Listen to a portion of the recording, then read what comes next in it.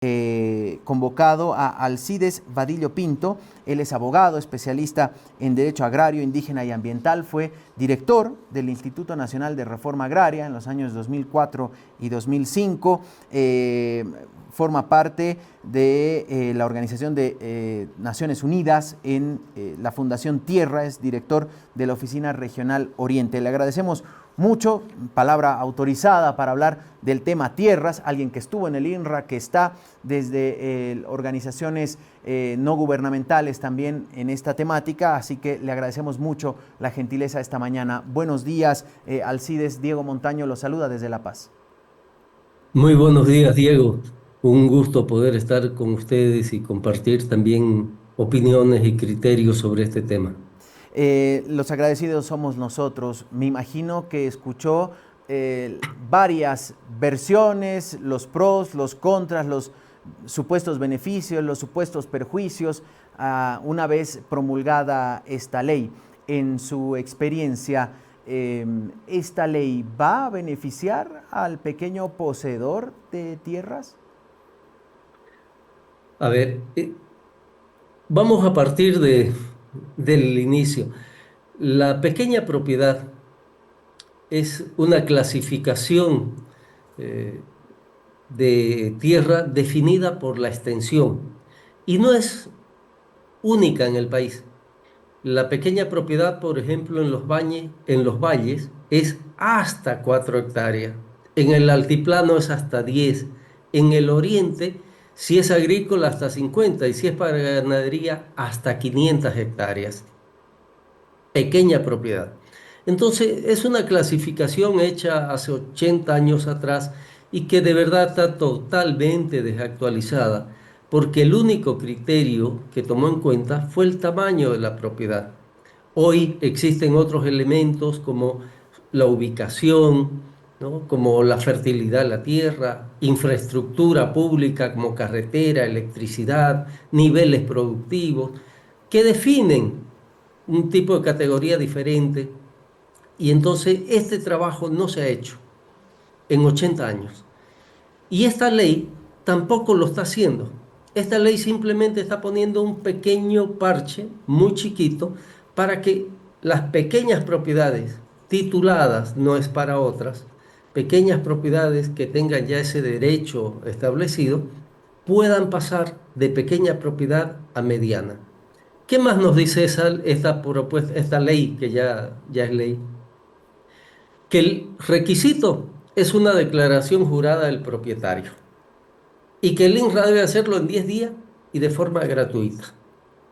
Y finalmente, que esas propiedades durante 10 años no puede verificarse su función económica y social, están liberadas de esa obligación.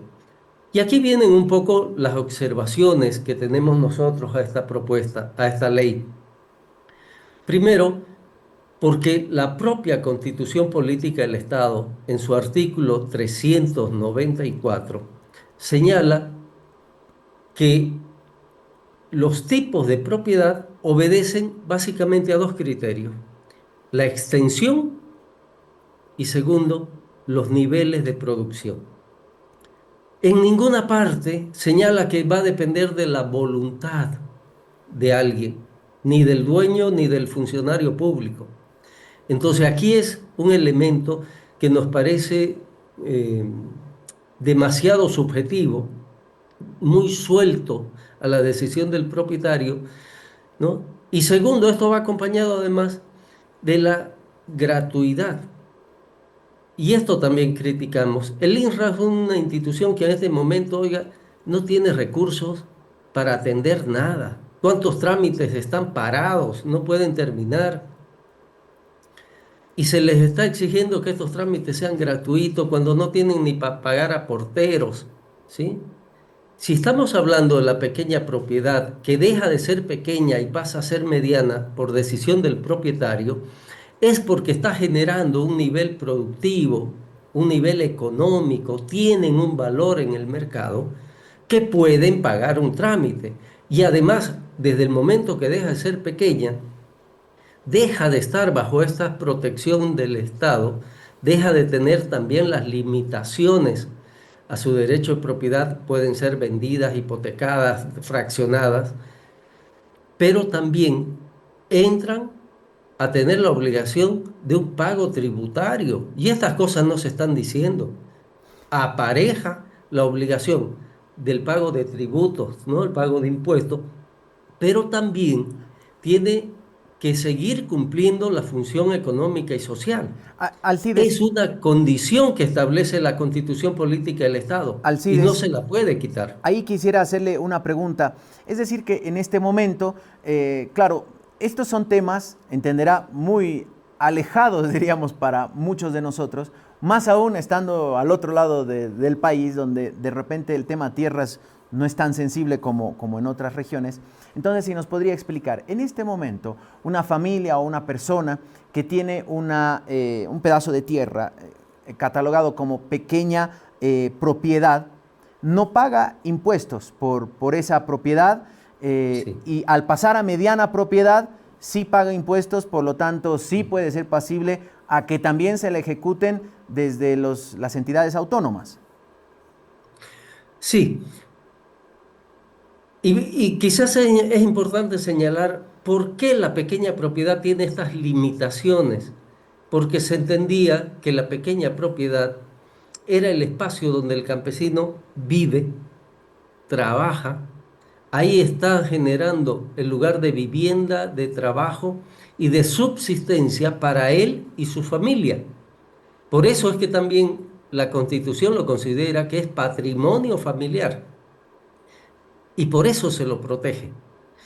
Pero es evidente que muchos de estos pequeños propietarios están ya insertos en una economía de mercado. Ya no producen para la subsistencia, sino para el mercado. Y ellos pueden y quieren quizás acceder a un crédito, tener esas condiciones, y está bien.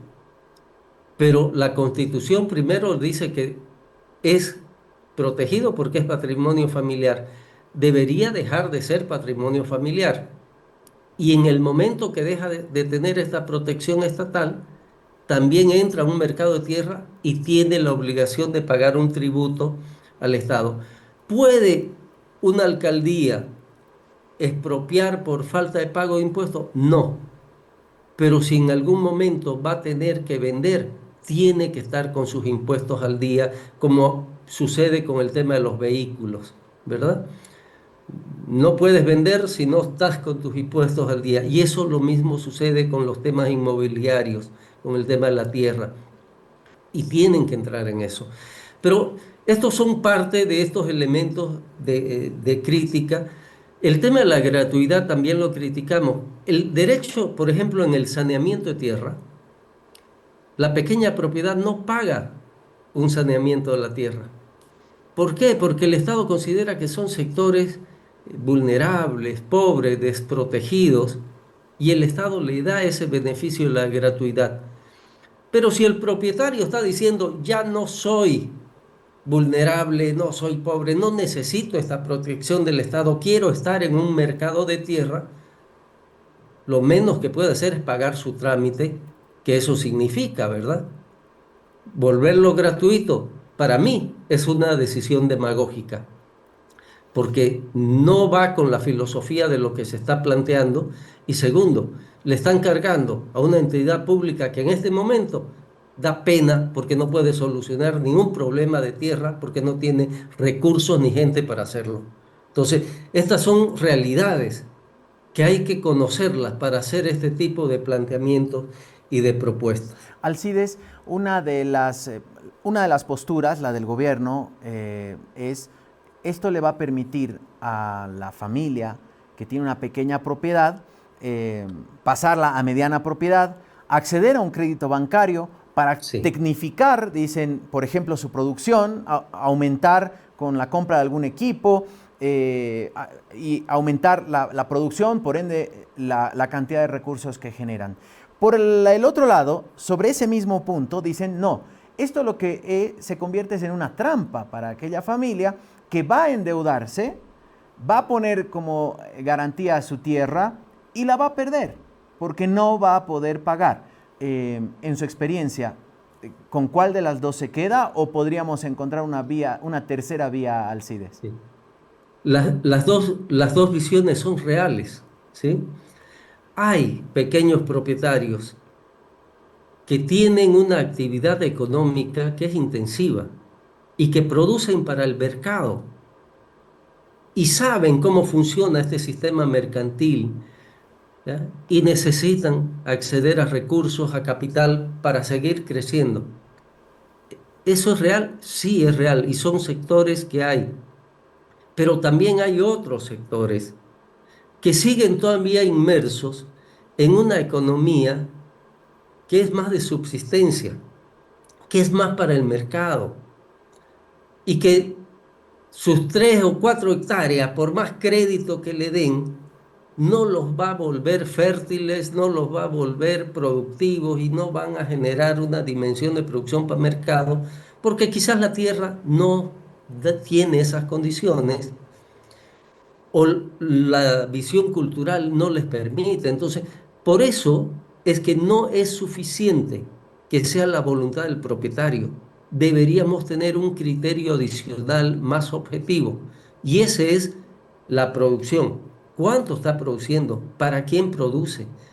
¿O qué valor tiene su predio? Esas 4, 10, 15, bien, 50 hectáreas. ¿Qué valor? O sea, salgamos solo del criterio de la extensión para ver aspectos también objetivos, ¿no? Como el tema de niveles productivos, tecnificación y valor del predio para acceder a crédito. Nos da el temor, y ahí coincido con quienes estamos en esta posición, nos da el temor de que si esto queda abierto solo a la voluntad del propietario, de aquí 5 o 10 años, lo que tengamos sean grandes sectores campesinos exigiendo nuevas dotaciones de tierra o justificando bloqueos o avasallamiento de tierra bajo los discursos de que fueron expropiados por bancos o por empresarios. En ese sentido, Alcides, eh, diríamos, esta mirada objetiva que usted plantea sobre la capacidad productiva de la tierra, ¿debería estar a cargo del INRA o debería ser parte de una nueva área que los bancos tendrán que estrenar? No sé si ahí debería jugar, por ejemplo, el Banco de Desarrollo Productivo, que uno tiene la sensación que para eso había sido creado. ¿Cuál debería ser la institución que dé este otro visto bueno para la producción? Ya, en el tema del tipo de propiedad, la clasificación del derecho propietario por tipo de propiedades, eso es una tarea y es una competencia exclusiva del INRA. Es el INRA el que debe hacerlo. ¿Quiénes son los que pueden generar mecanismos de crédito y apoyo a los sectores campesinos? Ese es otro tema que es mucho más amplio y más abierto. Era, como usted lo señala, el Banco de Desarrollo Campesino, ¿no? De Desarrollo Productivo, perdón. Era el Fondo Indígena.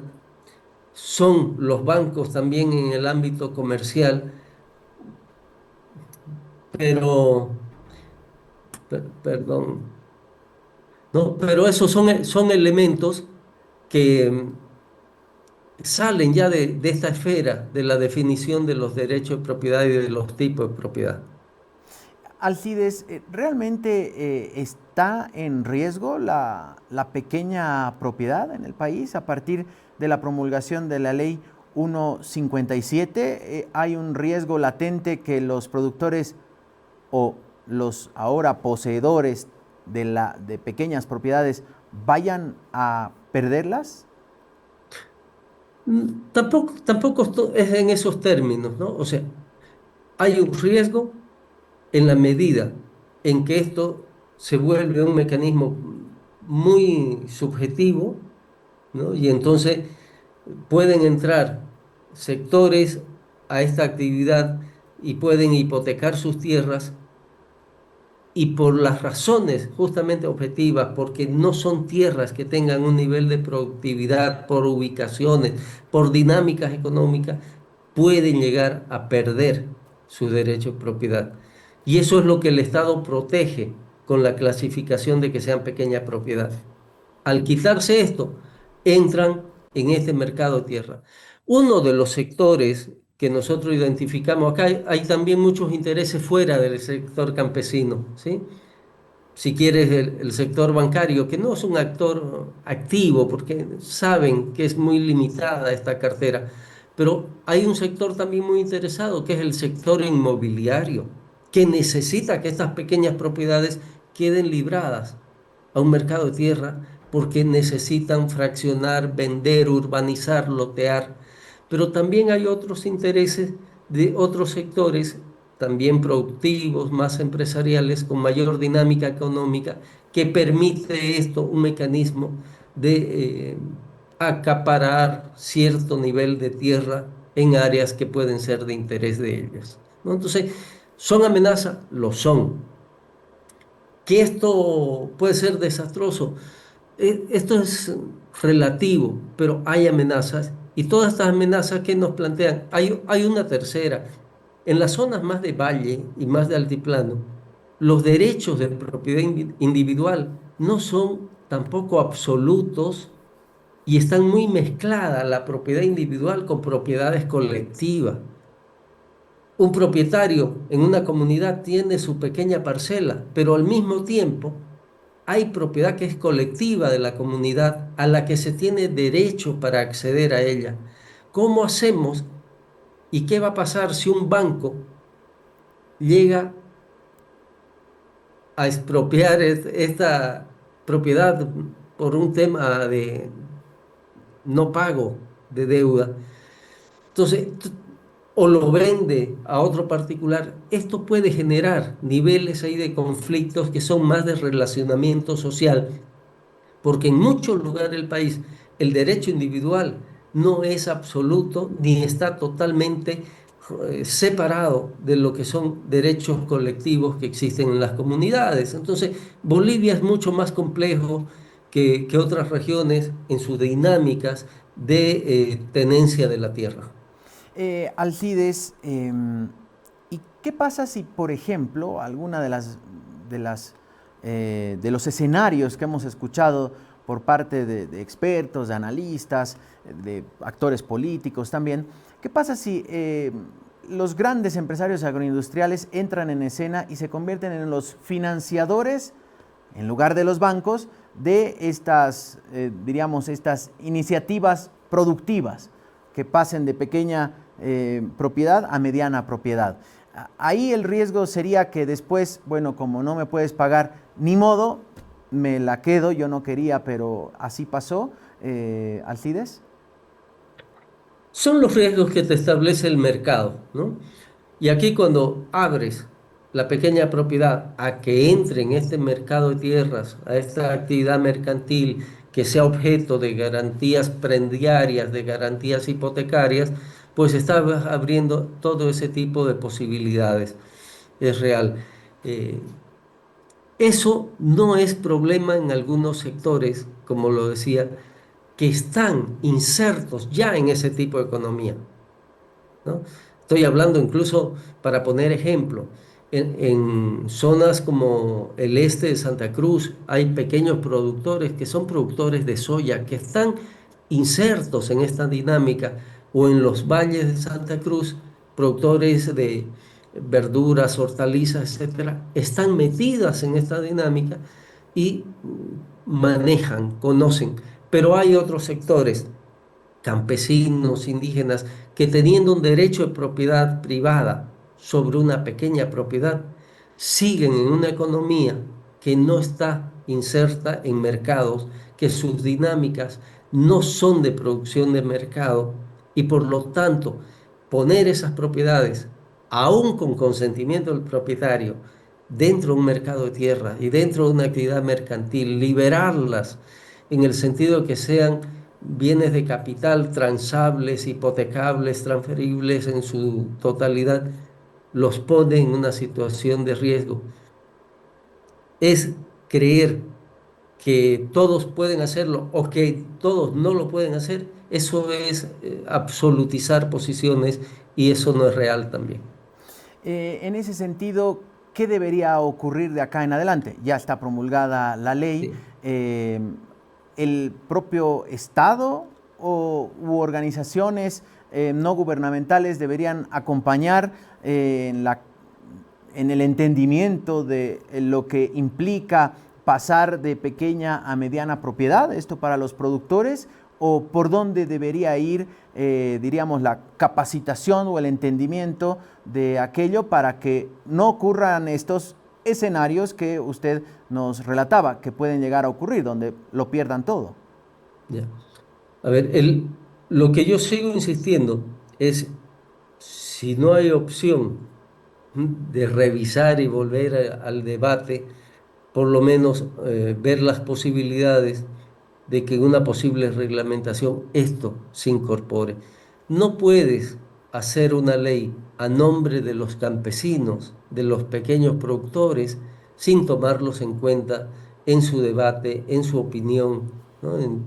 Son leyes que pueden ser sensibles por la dimensión social que esto tiene. Entonces, lo que hay que hacer de aquí adelante es incorporar a estos actores en el debate. No cualquier ley que salga sobre este tema, y ya ha salido, y su reglamentación está prevista para 60 días, si no se toma en cuenta a las organizaciones de productores, de pequeños productores, en estas definiciones, lo que se viene para el gobierno son posibles conflictos más que soluciones. Alcides, usted al arrancar esta entrevista decía, esta ley lo único que hace es poner parches de Es un temas que parche. hace 80 años no se los trata. ¿Qué debería ocurrir en el tema tierras para dejar de poner parches y para dar una solución definitiva? Justo estamos en una fecha en la que se recuerda la revolución del 52 y a partir de la revolución del 52, la revolución agraria, que fue uno de los Sí. ejes de ese momento que cambió la historia política del país. ¿Qué debería ocurrir en el tema tierras para sanear completamente Sí. aquello? O sea, son muchas las tareas que hay en el tema tierra, pero en relación al tema que estamos tocando, Diego, yo creo que hay que trabajar en una reclasificación de la propiedad a nivel general, en la que no solo se tome el criterio de la extensión como el único, ¿sí?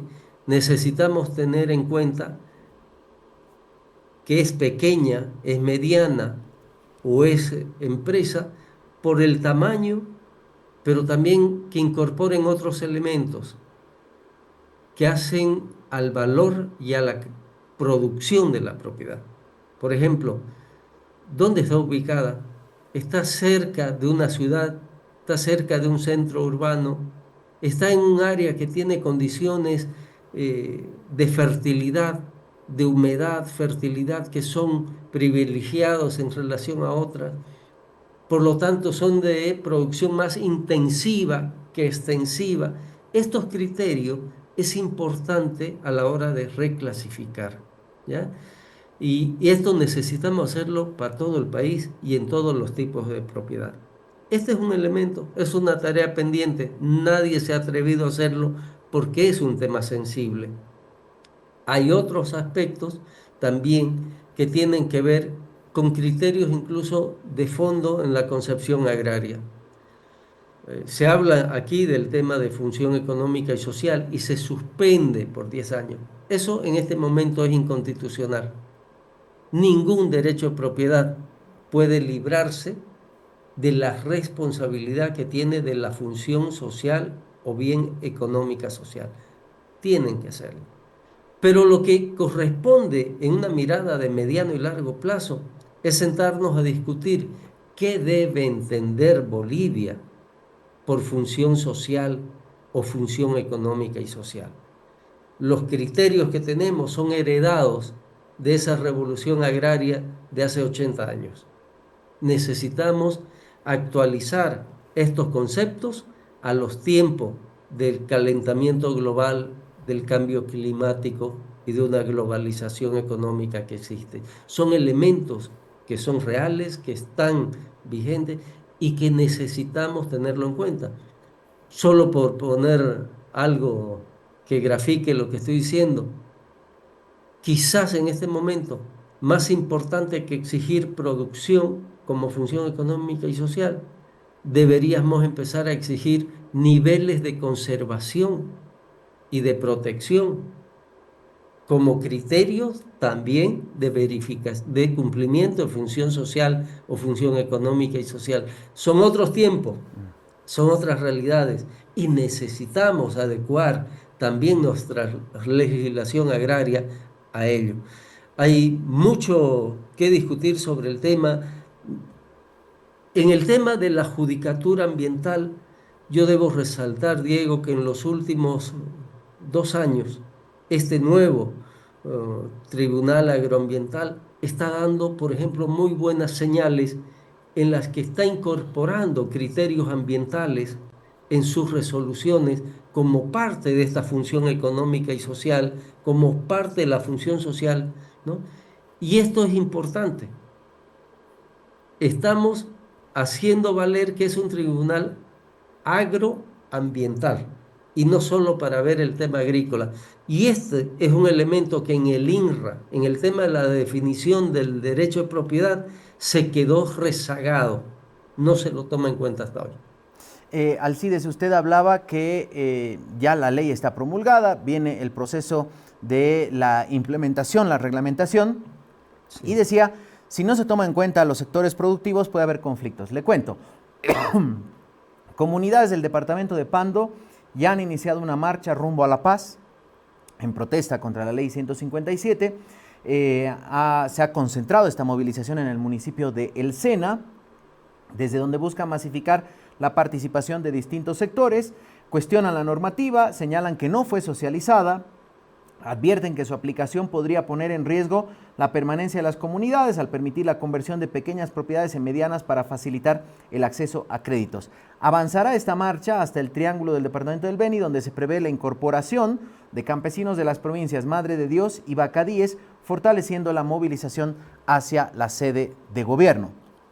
Así que es un tema que usted ya lo adelantaba y que claramente ya está convocando a movilizaciones. En todo caso, ahí la solución sería que se sienten a la mesa de la reglamentación para despejar cualquier duda, que esto no busca despojarlos de sus tierras, sino que accedan a créditos.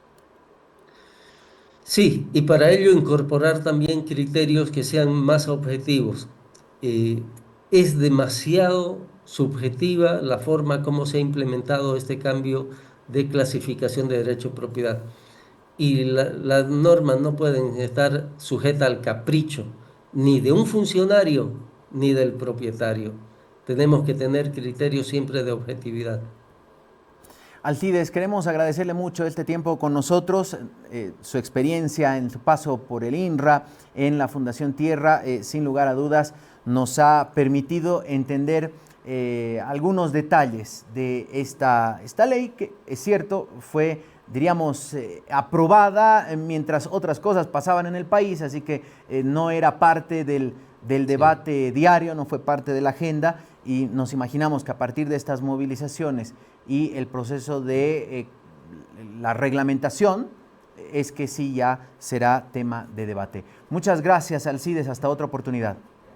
Gracias a usted, Diego. Con gusto. Hasta luego. Hasta luego, Alcides Vadillo Pinto, abogado, especialista en Derecho Agrario, Indígena y Ambiental, fue director del INRA en la gestión 2004-2005, trabajó para la Organización de Naciones Unidas, es actualmente director de la Oficina Regional Oriente de la Fundación Tierra, alguien que nos decía, esta ley es un pequeño parche, va a permitir que accedan las tierras al mercado inmobiliario, lo que se convierte en una ventaja para el productor, pero a la vez, si no hay una vocación productiva, si no hay un mejoramiento en la capacidad de producción, la tierra sí queda en riesgo porque ya pasa a pagar impuestos, algo que hoy no ocurre ante el municipio, y pasa a pagar, si el propietario accede a un crédito, y a pagar las cuentas del banco.